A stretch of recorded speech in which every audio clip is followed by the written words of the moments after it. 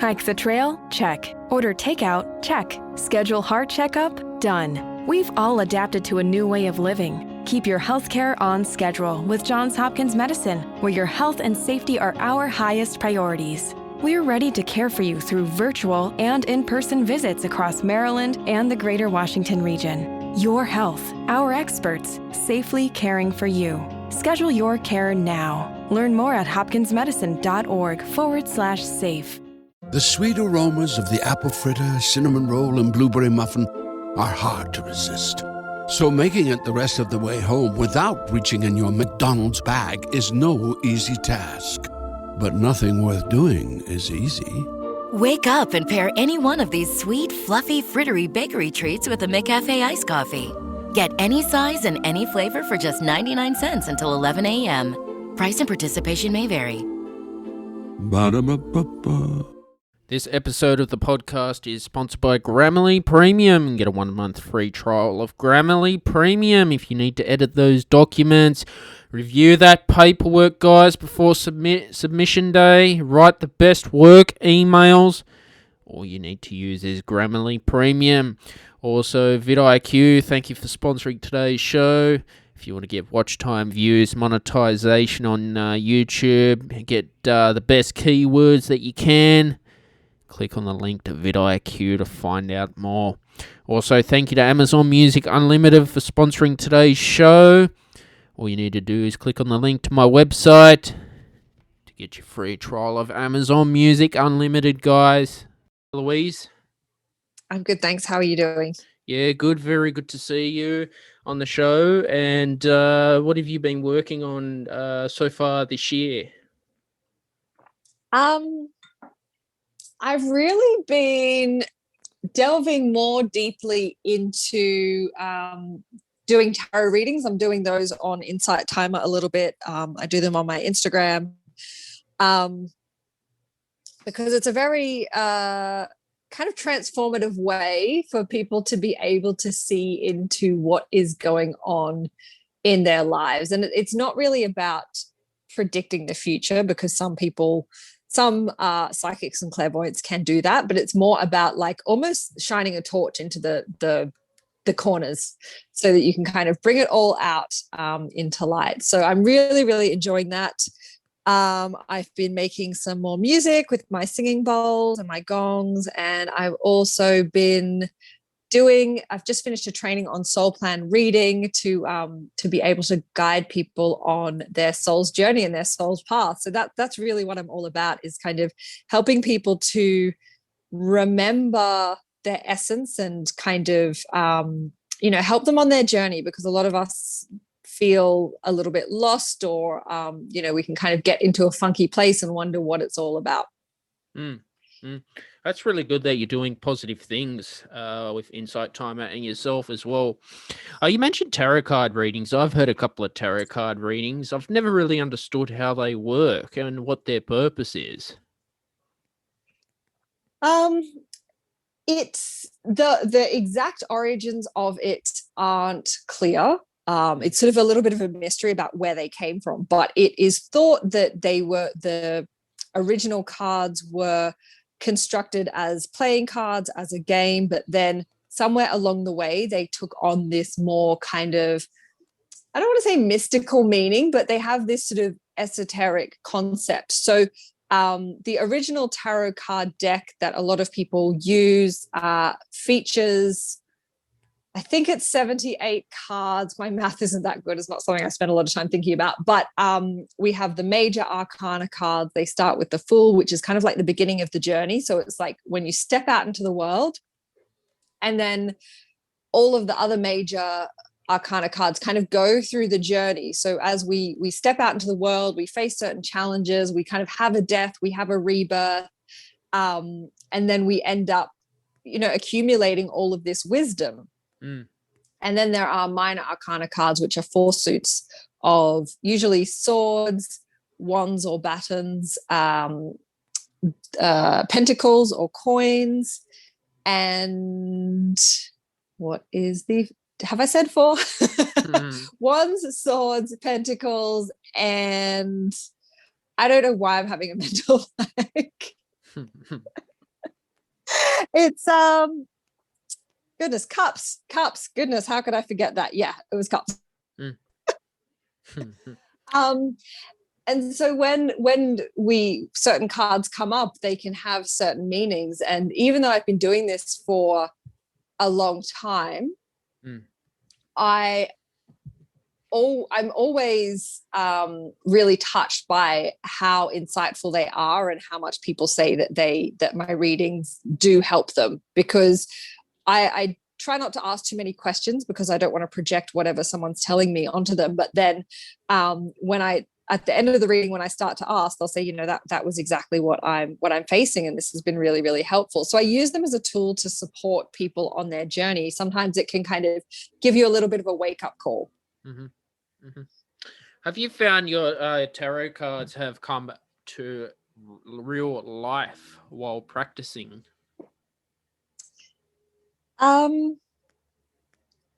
Not so much when I'm reading for other people, but one of the ways to get to know a new deck is to take, in order, you take one card per day, and you just kind of reflect on the messages of the card, and you can have experiences throughout the day that might actually relate to the card. And so this is how you sort of bond to your deck to be able to get meanings from them. So an example is when I did it with one of my decks on, I think it was the day of the strength card. I was working in like a wellness studio at the time, and I felt really, really, really unwell, like very nauseous. And it was kind of, the card was really about being able to find that strength to kind of get through and do what you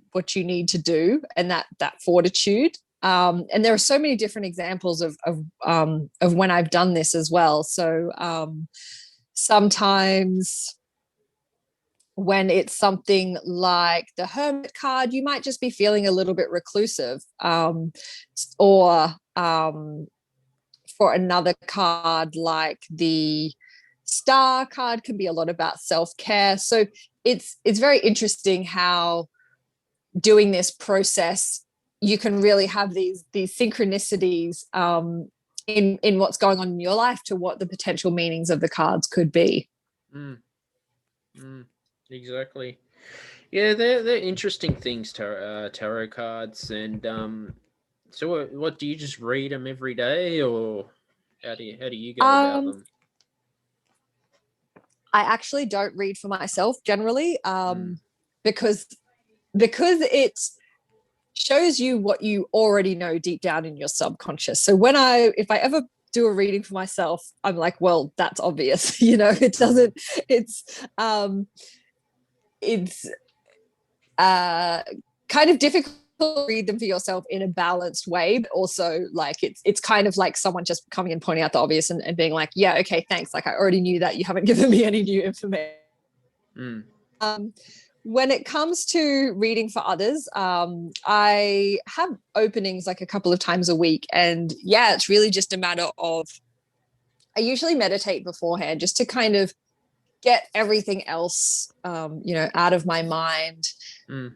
And also I think that kind of allows me to connect into the person's energy. And yeah, you just do it intuitively. And I first, I think I got my first deck when I was about 14, and I'm 34 now. So I've been dabbling with it for a long time. Kind of put them down when I went on the corporate card. I sort of thought it was just a phase, but now I've sort of come full circle back to this interest that I've always had, which is also part of my life path and my sole purpose here as well. Did you used to work in the corporate world? I sure did. I was an employment law specialist. So very much, in the head, dealing with a lot of detail, reading case law every day, giving advice to clients, representing them in the tribunals. So I did that for a few years, and being client-facing work, I just burnt myself out a little bit. So I left and I moved to London, where I ended up staying for 7 years. And that really allowed me to find myself because, I was kind of just on the rat race when I was working corporate. I was very, very, very out of touch with myself. I remember sitting down, having a conversation with one of my good friends, and he was like, you need to have 3 passions in life. What are your passions? And he worked in corporate as well, but this is someone who had not lost sight of himself. And I just remember sitting there and I couldn't think of what I did or what I was interested in outside of work. Like, I've always liked reading books, but I wasn't doing that because the amount of brain power that my job was taking really kind of spent all of that capacity. So I wasn't doing that. And yeah, I was just very, very out of touch. And when I think back to that girl, I was probably about 24 or 25 at the time. It's reassuring that I found my path for sure, but I just remember so strongly the confusion that I felt, and not quite despair, but I just didn't, I was just completely lost, basically. And since leaving the corporate world, you're an entrepreneur or a yoga teacher, or what's your role now? Yeah, so I left that job. I went to London. I sort of had the quarter life crisis that a lot of us have. And once I got to London, I wasn't sure if I wanted to continue on that corporate path or in that career. So I was quite open to anything.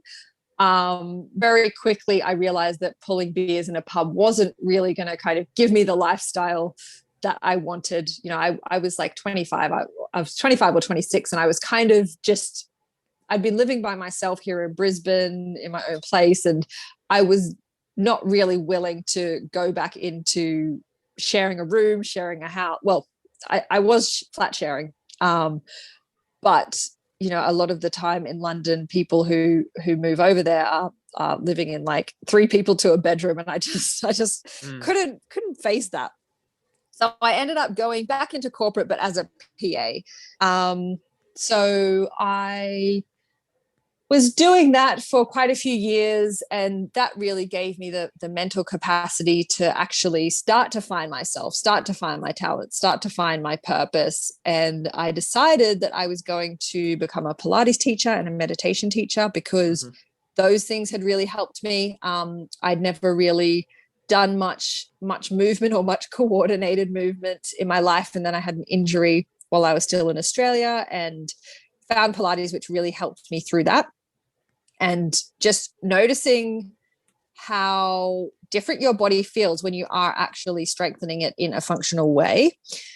And then, of course, the meditation piece of being able to quiet those busy thoughts and that overactive mind. So I did my trainings in that, my trainings in sound healing. So I was doing that on the side of my corporate job for a couple of years. And then eventually I was made redundant from my corporate job as a PA, which I'd seen coming like from a mile away, but it took a very long time. But I knew that being made redundant was going to be what kind of financed me to at least, start working for myself. And yes. Yeah, I've started working myself last year as a musician as well as an entrepreneur. I was in the corporate world. I worked as a sales assistant. I was getting good money, Eloise, but commuting, and just found my blood pressure was going up. Yeah. Just wasn't happy. Weird, isn't it? Yeah, I think and it's nothing against the corporate world, because I think that there are some people who genuinely enjoy that. They enjoy their jobs. The world needs accountants. They need lawyers. They need, people to help with sales and things like that. So those roles are all necessary. But when you find what you're meant to be doing, when you're passionate about your work, and I know it's a bit of a cliche, but it comes so easily and it doesn't feel like work anymore. And sometimes to find that, it does take a leap of faith. So how did you find it when you kind of made that decision to work for yourself? I had 3 bosses telling me go and do something what you're good at because I did a Bachelor of Music. And after Mhm. my degree, I didn't touch any instrument. I got fed up and I wanted to do something else. And they said, no, Mm. go and start your own company. And then the pandemic hit. No, that's when I just said, bugger it. I'll do it. And I've done it 1 year. Awesome. hmm Congratulations. I'm very happy, you know. Yeah. But being an And yeah, entrepreneur can be a lonely life too, as well. So I do this for podcast sure. on the side because Yeah. I like other things beside Um, music. yeah, it can definitely be isolating, even as like a yoga and Pilates teacher, which I'm not really doing that so much anymore. But Mm. you turn up, you teach your classes, and then you leave, and you do connect with your students, but it's kind of um, sometimes it's in a bit of a weird dynamic because you're the teacher. Mm. But these days I go to a lot of networking events actually, usually based around kind of what I'm doing, or even just kind of in business events. And I've met a lot of really inspiring and amazing business women. So I do catch up with them, and I kind of have them in my circle, because I find that a lot of the friends that I've had for a long time, the ones that are in school, the ones from school, and people from my old jobs don't necessarily get running your own business Mm. and what that's like and what that involves. I don't know, Eloise. I just find it better because when you're an employee, you're getting paid $20 an hour to trade 8 hours of your time. You can't get Mm, time back, and you have to live up to someone else's expectation as well. But I'm looking exactly. around now because if I go into, say, I don't know, Coles, Woolies, or the retail places, the workers there, they don't look like they want to be there. Look miserable. No, serious. Maybe. You know, I mean, and I worked at Coles when I was in high school, probably I think for about 5 years, and mm, I'm still friends with some of the people that I met there. Like it's just what we I. had a lot of fun. I mean, Mm, in terms of I guess being young, being in school, and having parties and things. So I definitely think that was a valuable experience. mm. But yeah, probably on the day to day, that that work might not be that exciting, but at the end of the day, as I said before, someone's got to do it. Mm. Yeah, no, well, that's exactly right. I mean, you never know. Maybe in the future, everything will just be robot in Coles and Probably, Woolies. probably we'll just take a pill for our food, Or and that'll be it. online shopping that's become very popular. Yeah, definitely. But besides being a Pilates teacher, because I do yoga as well, what else do you do Mhm. besides your normal role? Um, like on a day-to-day basis, I'm usually like I do a lot of reading. I'm always kind of, developing my skills and because when you're in this line of intuitive work, it's quite philosophical almost, and you're sort of always looking at new ideas, or well, actually old ideas, but in a new way, or old ideas that you haven't really come across before. So it's a very, very deep rabbit hole. So I spent a lot of time reading, um, and yeah, doing kind of back end stuff, making my sound recordings. But I do also have a lot of time to myself, which I really, really enjoy as well. Mm-hmm, mm-hmm. What books are you reading? Um, Let me check. They're all they're all next to me here. One that I'm reading at the moment, actually, and this kind of relates to what we're talking about. It's by Tosha Silver, and it's called "It's Not Your Money," and it's Mm-hmm, about unraveling money blocks, because I find that for a lot of people who are maybe stuck in the corporate world or in a job that they don't like and they have some other passion outside of that, we're conditioned to believe that we can't actually make money from our passions, and that's not true. I mean, you and I are both living examples of that. So it's very interesting so far. I'm not that far into it, but even though I've been doing this for a couple of years, I think that I guess I identified that I do still have kind of a resistance for charging for my work sometimes, because I do just want to help people. And when you want to help people, you are just happy to help them, and you don't necessarily want to charge. But at the end of the day, that is actually how you make your living. And, there's a lot of training and there's a lot of work involved in it, not just the time that it takes to do readings, but you kind of need to spend a lot of time meditating, spending a lot of time kind of getting your space right and yourself right. And there's a lot of self-healing that needs to happen as well when you're guiding people on this process. Because if I stopped at my first spiritual awakening, or if I stopped at my first, kind of profound opening experience, then I wouldn't be able to do the work to the depth that I do now, because we're constantly evolving. Things are constantly changing. We're constantly being triggered. Traumas are constantly coming up. So, it's like we are constantly peeling back the layers, and a spiritual teacher needs to be constantly working on themselves to peel back their own layers. Otherwise, you kind of end up serving from a place of ego, because you're like, well, I had one spiritual awakening, I've done one ayahuasca retreat, I've done one Vipassana, meditation retreat, and now I'm sorted. Now I can tell everyone what to do. And that is absolutely not the case. You've done a lot of work. I haven't actually done any plant medicine. That was just an example. And I haven't done Vipassana, but I am trying to get onto a Vipassana retreat. That's so cool. But yeah, it's all a journey, and awakenings don't have to come from those things. Sometimes when we truly and genuinely connect to other people, then that can be really profound. Yeah, I noticed on Insight Timer, you've done some stuff with the Tibetan singing bowls.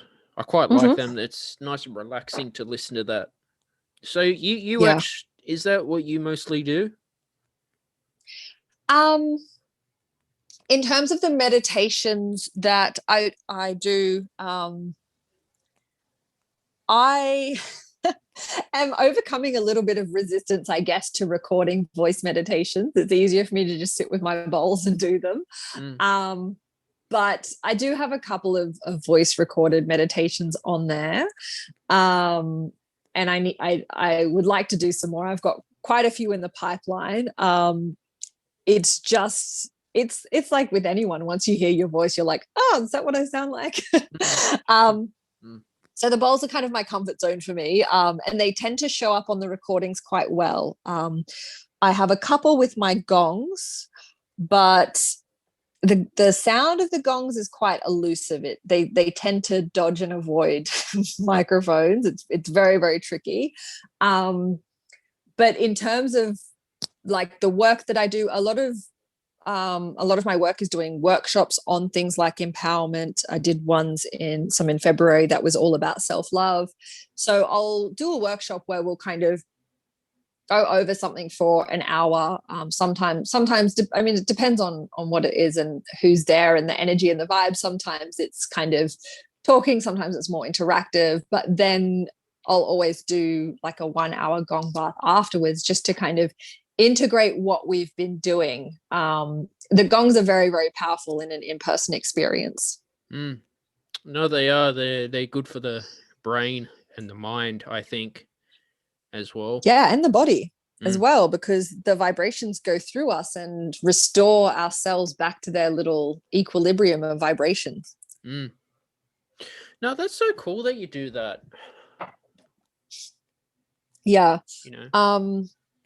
And I mean, I'm not a I wouldn't call myself a trained musician. Like I learned piano as a child. I've played various instruments. I did music theory, but not since I was probably 10 years old. So I think there's a bit of that that's latent inside me. But someone such as yourself who has like really, really studied music, I'm not kind of in that genre, but a lot of the playing is intuitive, which is really beautiful.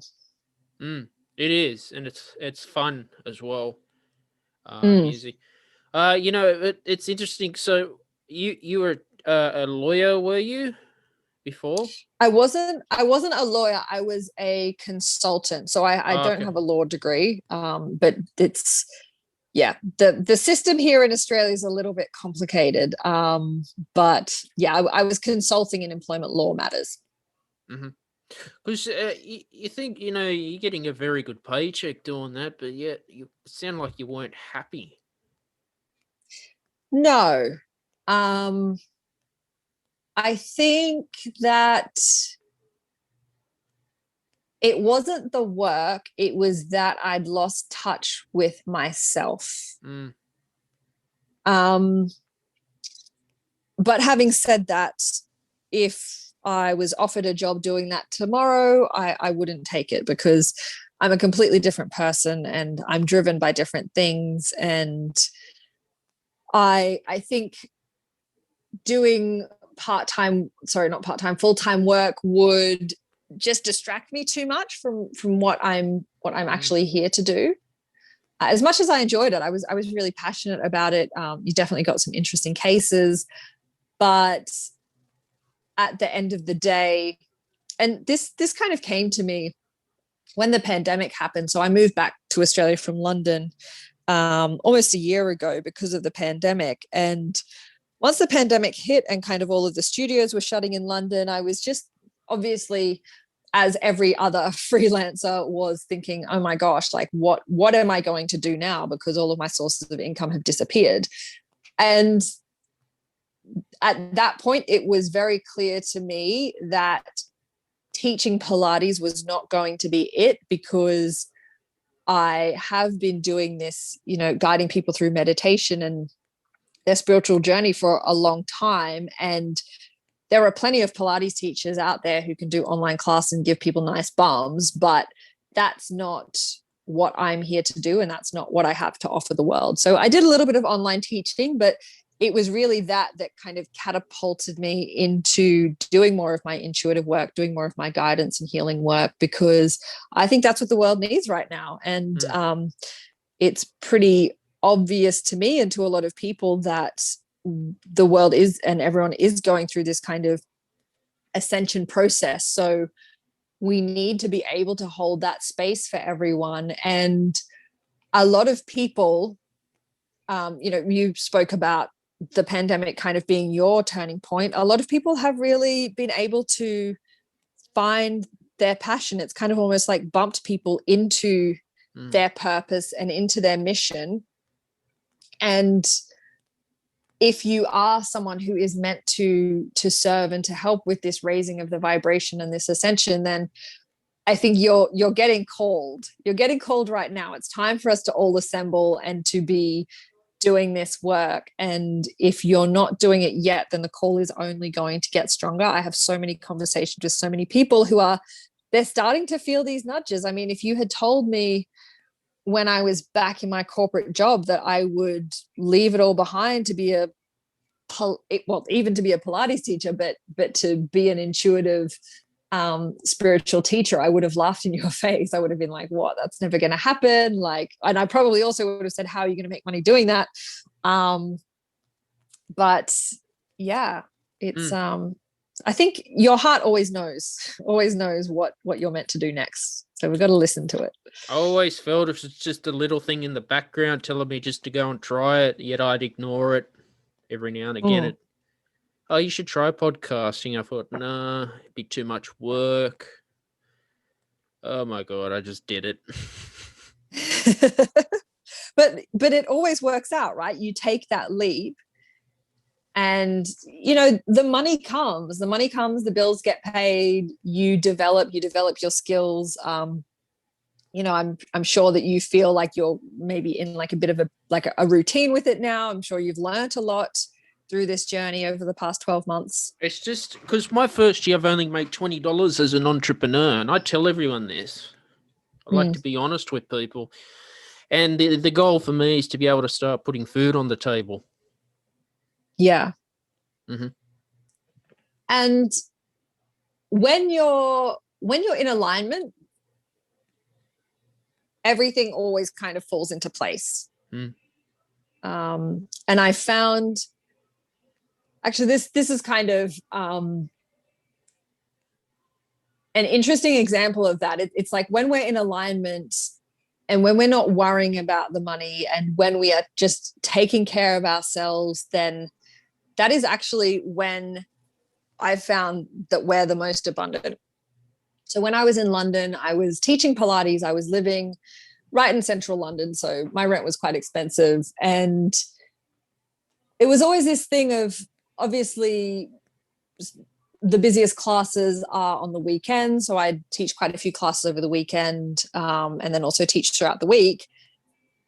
But if there was ever an event on or a course or a workshop, it would always be on a Saturday. So if I wanted to go to something, at first, when I first started freelancing, I thought, it's not an option. I'm teaching. I have to teach. Like, I can't do that because I'm teaching at that time, blah, blah, blah. But then eventually and also because it's not only when that is your sole source of income, it's not only that you're missing out on the income of teaching, but then you're also paying for the event or you're paying for the holiday or whatever. So it's quite a big undertaking to go to things. It's like your holidays end up costing you twice as much because you don't get holiday pay.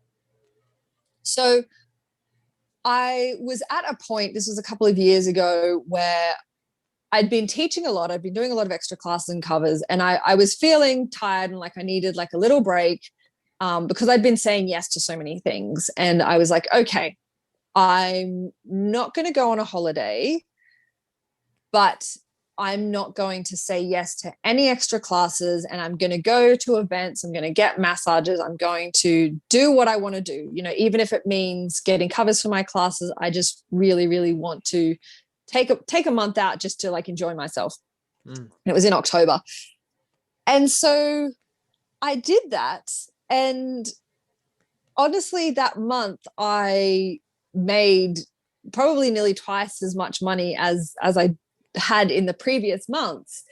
And it was quite bizarre. I remember when I was doing my accounting and I was like, this is all very strange. Like, where does this money come from?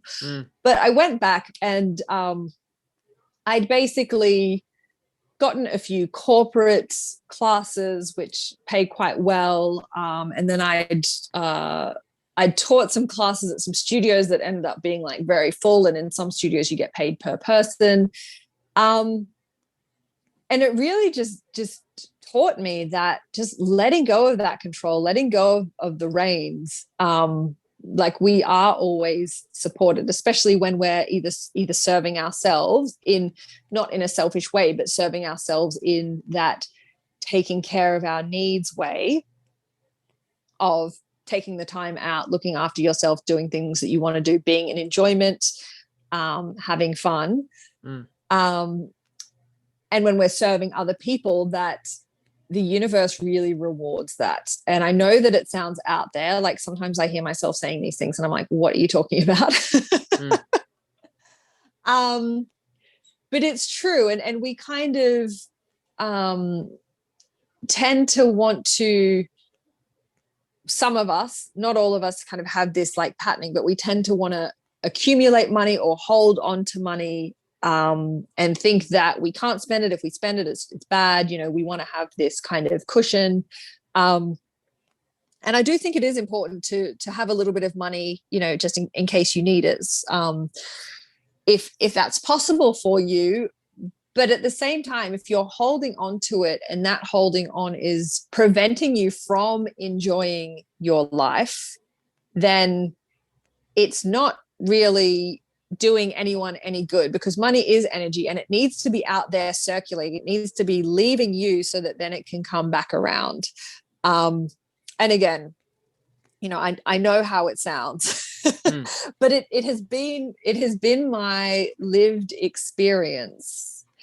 And with the work that I'm doing, like the reason that I'm reading this book about money blocks is because I do feel a resistance to kind of letting my savings run down. Like I'm about to move house, and it's an expensive process, and so there is that like resistance of all of that. But when you're intentional about where you're spending it and that feels good to you, then there's no point being guilty or beating yourself up about it. And with the pandemic as well, like anything could happen at any given time. So like, even though I could use that money for retirement or something, like that's a long way away.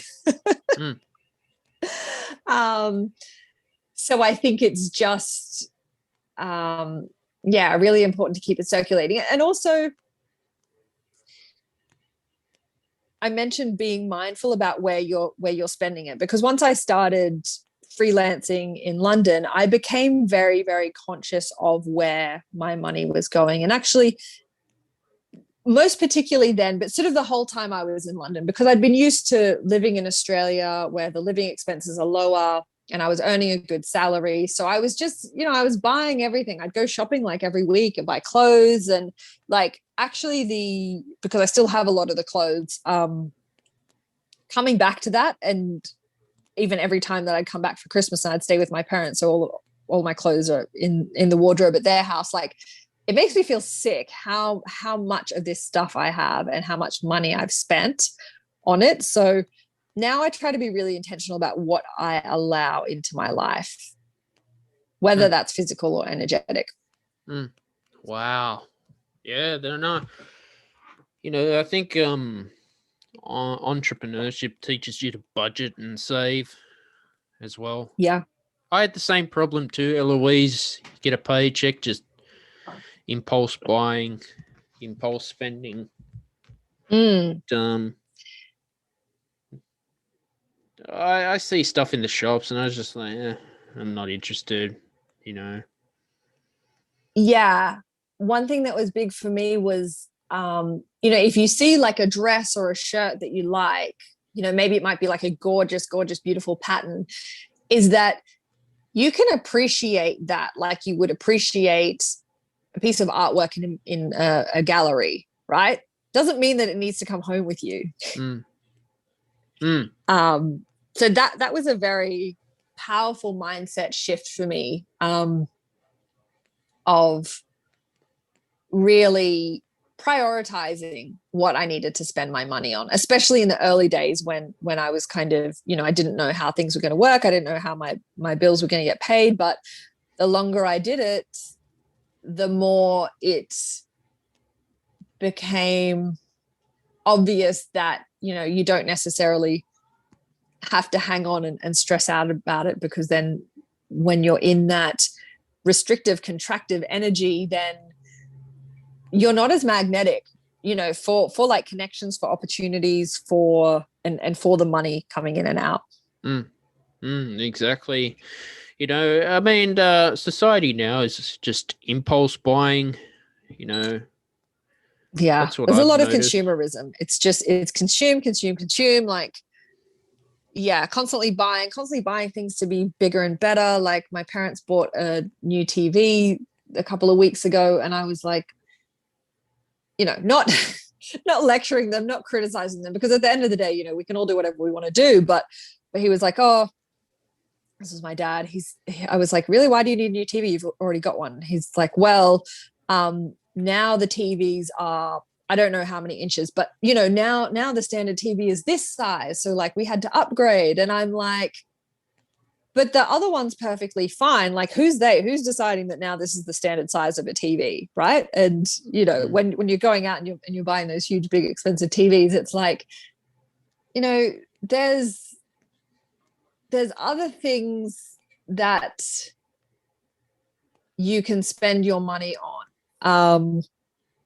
And if it's something that you really, really, really enjoy, and that like every day you sit down to watch TV, you're going to be like, yes, like this is amazing. Or like if you like to watch sport, like I understand that it's a better experience if you're watching it on a big screen, with high quality and all of that stuff. But, they're not into that. So it's kind of like just doing something because you feel the pressure that, you don't want to feel like you have a small TV or an abnormally small TV, when really, I mean, they're just getting bigger and bigger and bigger and bigger. It's that whole kind of like keeping up mentality that is driving this consumerism, whether it's TVs, whether it's bags, whether it's shoes. I mean, now I wear like the same 3 pairs of shoes. I probably have over 100 pairs of shoes. I wear the same 3 pairs all the time. Mm-hmm. That's pretty good. Eloise, thanks for coming on the show today. Where can people find you on social media or Insight Timer?